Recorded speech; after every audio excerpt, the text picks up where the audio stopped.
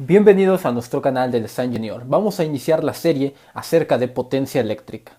Antes de iniciar a hacer este ejercicio, utilizando lo que son las expresiones fasoriales como impedancia, tensión fasorial, también en el dominio del tiempo, vamos a ver unos preliminares acerca de la potencia eléctrica.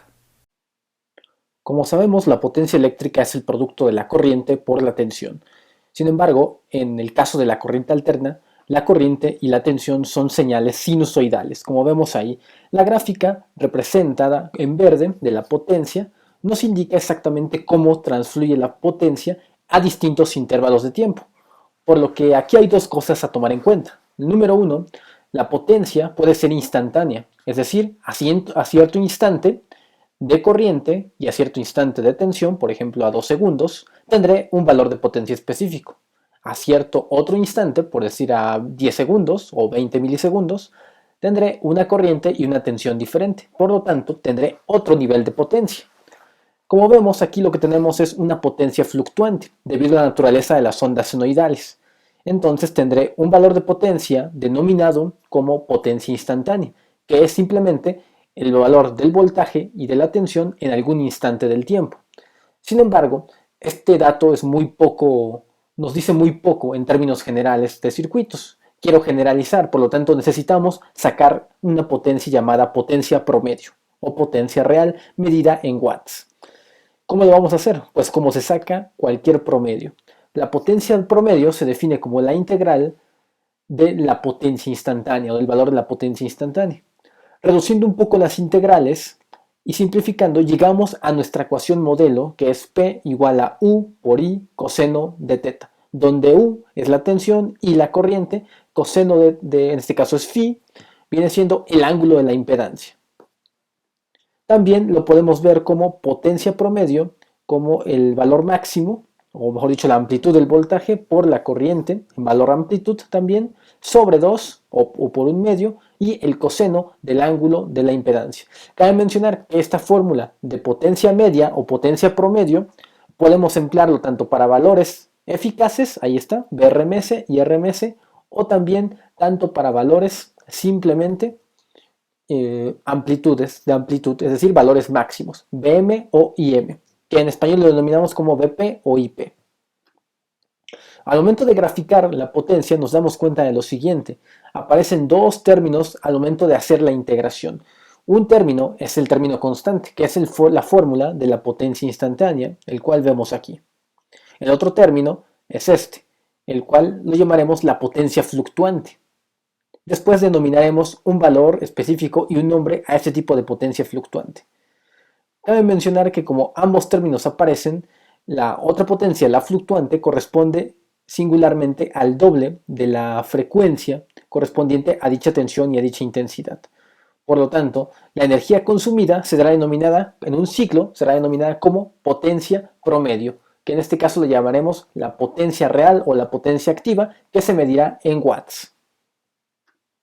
La potencia promedio la podremos calcular, como hemos mencionado, por estas dos fórmulas, ya sea que empleemos valores de amplitud máximos, BM y M máximos, o valores eficaces, utilizaremos esta fórmula de aquí. Cabe mencionar que el ángulo lo sacamos del ángulo de la impedancia.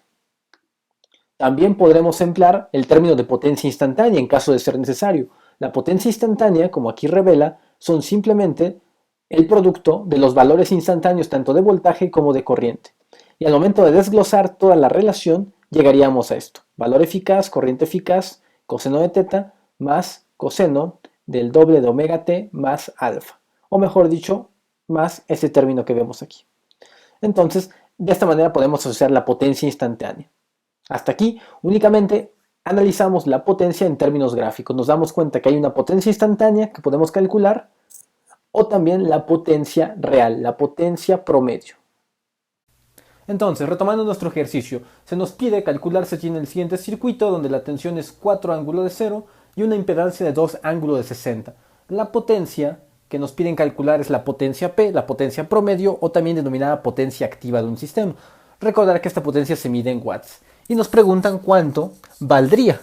Entonces, retomando la expresión de potencia para circuitos de corriente alterna, viene siendo lo siguiente. Es 1 medio de la amplitud, en este caso, del valor pico del voltaje, multiplicando a la amplitud de la corriente, es decir, la corriente pico, y todo esto multiplicado por el coseno de la diferencia de dos ángulos. En este caso, θ representa el ángulo de la tensión, φ representa el ángulo de la corriente. Por lo que nos damos cuenta que hay que calcular la corriente en el circuito. La corriente que circula en el circuito, en este circuito en serie, es muy sencilla de calcular, es simplemente la tensión fasorial sobre la impedancia. La tensión fasorial vale 4 ángulo de 0 grados, mientras que la impedancia mide 2 ángulo de 60. Hacemos la operación y nos da 4 entre 2, sería 2, y los ángulos recordamos que se restan. 0 menos 60 me daría menos 60 grados. Por lo tanto, nuestra corriente vale 2 ángulo de menos 60 grados amperios. Esa es la corriente fasorial. Ya que tenemos la corriente fasorial, debemos identificar que los ángulos también los tenemos. Por lo tanto, la potencia para el único elemento, que es la impedancia de 2 ángulos de 60 ohms, se calcularía siguiendo nuestra relación que tenemos aquí arriba. Sería 1/2 de la amplitud pico en el voltaje. El voltaje pico vale 4, ahí está. La corriente pico vale 2, ya lo tenemos, dadas nuestras expresiones fasoriales.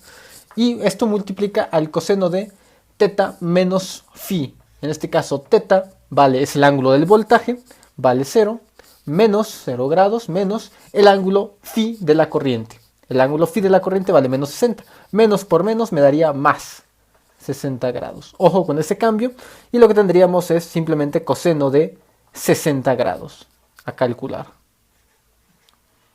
Entonces, hacemos la operación.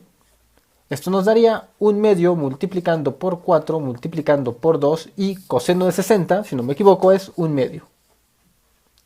Por lo tanto tenemos 1/2 por 1/2 me da 1/4. Se hace la unidad y me queda 2 watts. Y esa sería la potencia promedio calculada para dicha impedancia. En este caso, la potencia promedio, la potencia activa, vendría siendo de 2 watts. Estos 2 watts circularán por la impedancia. Recordemos que la potencia que se mide en watts únicamente la ofrecerán las resistencias, mientras que la potencia que se mide en otras expresiones que ya veremos, como en el caso de bars o la potencia aparente, será para para impedancias completas o lo que viene siendo reactancias. Bien, si les ha agradado este video, este es un video inicial, no olviden suscribirse a nuestro canal y compartir el video por las redes sociales.